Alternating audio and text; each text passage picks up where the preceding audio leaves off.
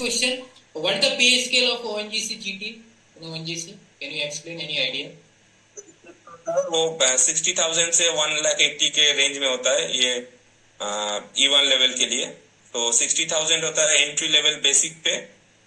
उसके साथ आपका जुड़ता है डीएनएस अलाउंस। हम लोगों का डीए मतलब जो सेंट्रल गवर्नमेंट का जो डीए होता है उससे थोड़ा अलग है, क्योंकि इंडस्ट्रियल डीए है।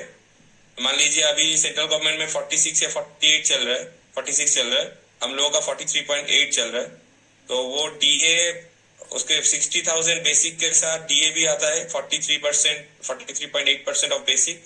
उसके साथ आता है आपका कैफेटेरिया अलाउंस, वो 35% मिलता है। देन आता है आपका house rent allowance depending upon your location, city location जो होता है वो 29 से 9, 18 और 27 3 स्लैब्स है। जो एक्स कैटेगरी A1 सिटी में रहता है तो उसके लिए 27% मिलता है। और उसके साथ आपका हम लोग को जो नॉर्थ ईस्ट में होता है, नॉर्थ ईस्ट के लिए एक्स्ट्रा एक अलाउंस होता है जो नॉर्थ ईस्ट अलाउंस, वो 10% ऑफ द बेसिक। और उसके साथ तो कार मेंटेनेंस के लिए भी देता है। आपके अगर कार है उसके मेंटेनेंस के लिए भी पैसा मिलता है, 12-13 हजार मिलता है। उसके बाद हम लोग जैसे 14 डेज ऑन ऑफ कर रहे हैं, फील्ड ड्यूटी कर रहे हैं, तो फील्ड ड्यूटी अलाउंस भी मिलता है आपको। ये ड्यूटी करने के बाद 14 दिन के बाद जो घर जाते, घर आने का जाने का फ्लाइट फेयर, कैब फेयर सब कुछ मिलता है। ये फैसिलिटीज। और इसके अलावा आपका अलाउंसेस और भी अलाउंसेस है, like mobile handset allowance, laptop allowance, spectacles allowance, briefcase allowance, white goods का अलाउंस है, वो सब तो है। Yes, good. And next question, what is the difference between ONGC and other Maharatna companies? Do you have any idea? Explain. ONGC का क्या है? ONGC का एक वन टाइप का मोनोपोली अब कह सकते हैं, क्योंकि ये एक्सप्लोरेशन भी करता है। अभी एक्सप्लोरेशन होता है, प्रोडक्शन हो रहा है, उसके बाद अभी रिफाइनरी एचपीसीएल अगर ओएनजीसी में आ गया ना, तो ओएनजीसी का भी प्लांट है जहाँ रिफाइनरी भी होता है।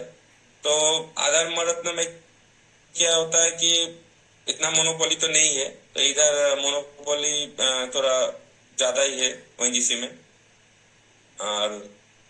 और ये वेरियस लोकेशंस में लोकेटेड है, मतलब ये ओएनजीसी का ऑल ओवर इंडिया है।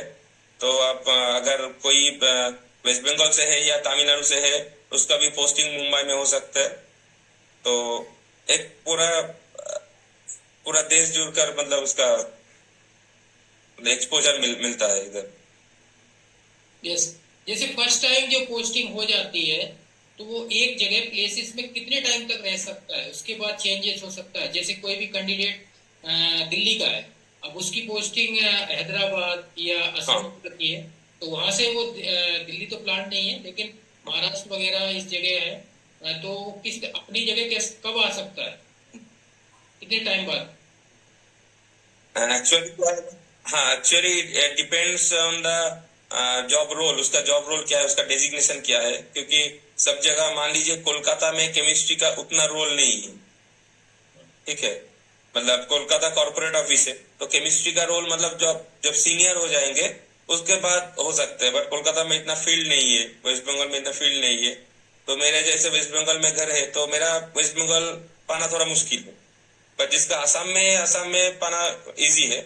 बट मिनिमम क्या है ना, जो आपका पहला जो पोस्टिंग होता है उसके बाद नॉर्थ ईस्ट छोड़कर जो और जगह है, मान लीजिए गुजरात है, मुंबई है, राजामुंड्री है, और जो लोकेशन है उसमें आपको मिनिमम 5 इयर्स करना होगा। मिनिमम 5 इयर्स आपको सर्व करना होगा उधर। उसके बाद आप ट्रांसफर के लिए अप्लाई कर सकते। और नॉर्थ ईस्ट के लिए क्या है, नॉर्थ ईस्ट के लिए मिनिमम 3 इयर्स। अगर नॉर्थ ईस्ट में पहला पोस्टिंग आया तो आप 3 साल बाद ट्रांसफर के लिए अप्लाई कर सकते हैं। और ट्रांसफर के लिए आपको ऑप्शन देना पड़ता है, 3 ऑप्शन देना पड़ता है। उसमें से आ जाता है, मतलब मेजोरिटी चांस आ जाता है, उसमें से आ जाता है। बट नहीं आया तो मतलब वो लक फैक्टर है मतलब।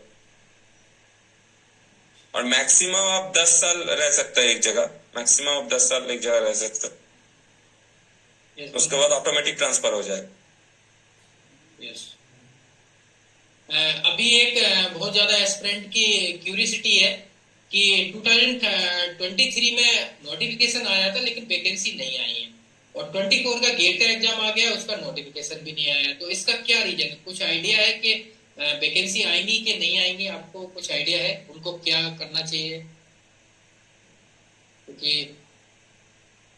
भाई आइडिया मतलब जो सुना कि 23 का तो आएगा शायद, क्योंकि वो अगर नोटिफिकेशन निकला है तो जरूर आएगा। बट सीट्स हम कह नहीं सकते, क्योंकि ये कॉर्पोरेट लेवल से होता है, ये देहरादून दिल्ली पे डिसाइड होता है। तो हम लोगों के पास कोई आइडिया नहीं कि कितना वैकेंसी आएगा कि नहीं, बट आएगा, जरूर आएगा। 23 का तो आएगा ही। 24 का भी थोड़ा लेट हो सकता है शायद। वो जो 20-21 में किया था, वो ऑलमोस्ट मार्च करके निकला था ना रिक्रूट वैकेंसी, वो भी कर सकता है 2023 और 24। गुड।